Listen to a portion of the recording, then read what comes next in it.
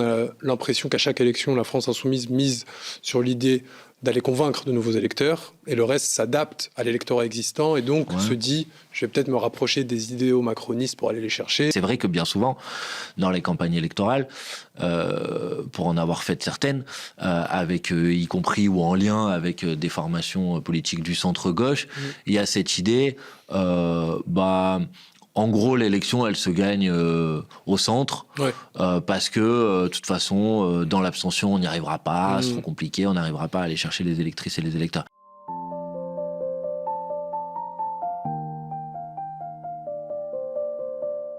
Je voulais te demander comment tu définirais la gauche en 2026, aussi parce qu'il y a beaucoup de contestations de ce terme. Certains parlent de camp progressiste, qui vont assez loin dans les termes utilisés, et surtout parce que on est dans une période où il y a beaucoup de débats sur l'union de la gauche, et où des fois on intègre des personnalités qui par exemple, ici, on pourrait contester de leur attribuer le label de gauche, typiquement François Hollande. Qu'est-ce qui, pour toi, permet de qualifier quelqu'un ou un mouvement de gauche ou non? Franchement, je vais répondre à la question, mais je la trouve, en fait, un peu accessoire. Okay. C'est-à-dire, dans le sens où mon sujet, c'est moins de savoir si quelqu'un est de gauche, n'est pas de gauche, comme si c'était en quelque sorte un label de pureté ou de bonté, tu vois. Moi, c'est pas vraiment mon sujet.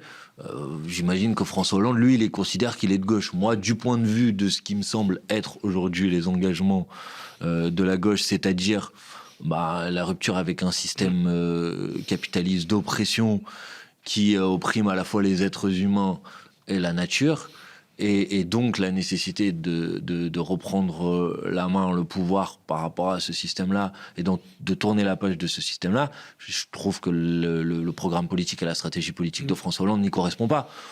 Mais franchement, je suis qui pour dire toi t'es de gauche, t'es pas de gauche? À la limite, c'est pas vraiment mon sujet. Mon sujet, par contre, c'est comment on arrive à constituer, puisque nous, on est partisans de ce qu'on appelle la révolution citoyenne.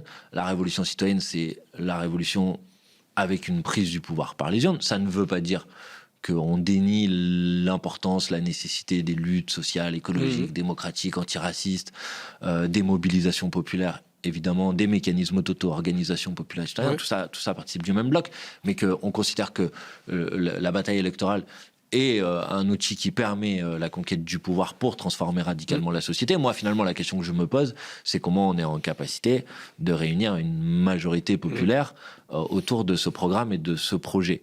Et je ne crois pas que François Hollande ait quelque importance que ce soit sur ce sujet, finalement. Et donc, notre question, c'est comment on réunit largement, et comment d'une majorité qui est une majorité sociologique, parce qu'il y a une majorité sociologique qui a intérêt avec la rupture avec le système capitaliste aujourd'hui en France, comment on en fait une majorité électorale et populaire? C'est ça la question qui est la question centrale. Et pour faire ça, nous, on a toujours théorisé à la France Insoumise ce qu'on a appelé la stratégie du 4e bloc, c'est-à-dire l'idée que cette ressource pour devenir majoritaire, elle se trouvait dans l'abstention, et en particulier dans l'abstention, dans les zones populaires, dans les quartiers populaires, là où on considère que, pour des raisons qu'on peut évidemment comprendre, de déception, de trahison, de sentiment de ne pas être représenté, vous avez des centaines de milliers, des millions d'électrices et d'électeurs qui, au moment de la bataille électorale, ne viennent pas forcément voter, parce qu'ils ont le sentiment que ça va pas marcher, que ça va servir à rien, qu'ils font pas confiance, etc.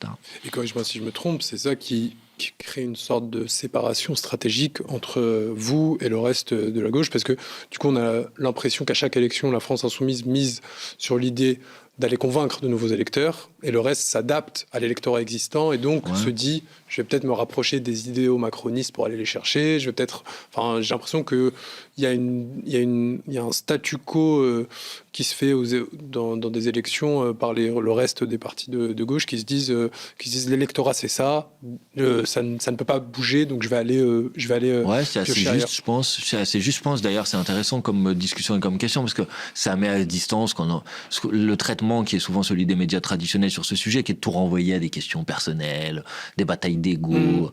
En fait, moi, je m'en fous. Enfin, pardon, mon sujet, c'est pas, je suis pas en guerre personnelle avec un tel ou un tel. On a une stratégie politique et on considère que la stratégie politique qu'on déploie, c'est celle qui nous permettrait de gagner pour transformer la société. Et puis d'autres ont sans doute une autre stratégie. Mais c'est vrai que bien souvent, dans les campagnes électorales, pour en avoir fait certaines, avec y compris ou en lien avec des formations politiques du centre-gauche, il y a cette idée, en gros, l'élection, elle se gagne au centre, parce que, de toute façon, dans l'abstention, on n'y arrivera pas, c'est trop compliqué, on n'arrivera pas à aller chercher les électrices et les électeurs. Et en fait, cette logique politique qui se déploie après dans la stratégie politique générale, elle revient à, en quelque sorte, j'ai envie de dire, conditionner le programme politique en le calquant d'abord dans la réponse aux problématiques et aux préoccupations des catégories sociales, on va dire intermédiaires, pour être poli, et ensuite, en quelque sorte, que les problématiques des catégories populaires, s'ils viennent voter, de toute façon, ils voteront pas, ou s'ils viennent voter, de toute façon, ils n'auront pas le choix, ils voteront pour ça, etc.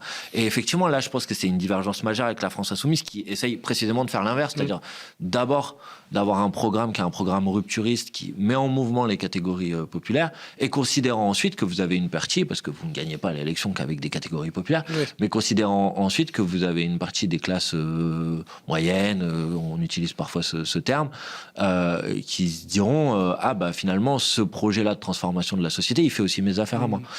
Et oui, je pense que c'est une distinction assez majeure. Et ça s'est vu par exemple dans l'élection présidentielle de 2022, ça se déployait y compris en termes de stratégie électorale, c'est-à-dire le plan par exemple de quelqu'un comme Jadot ou même comme Hidalgo, c'était de se disputer le leadership sur le centre-gauche, espérer par là même devenir en tête des intentions de vote à gauche, et considérer que de toute façon les catégories populaires, elles votent toujours à gauche, parce qu'elles ont toujours voté à gauche, ce qui n'est pas vrai, parce qu'au bout d'un moment, si vous les trahissez, elles votent plus.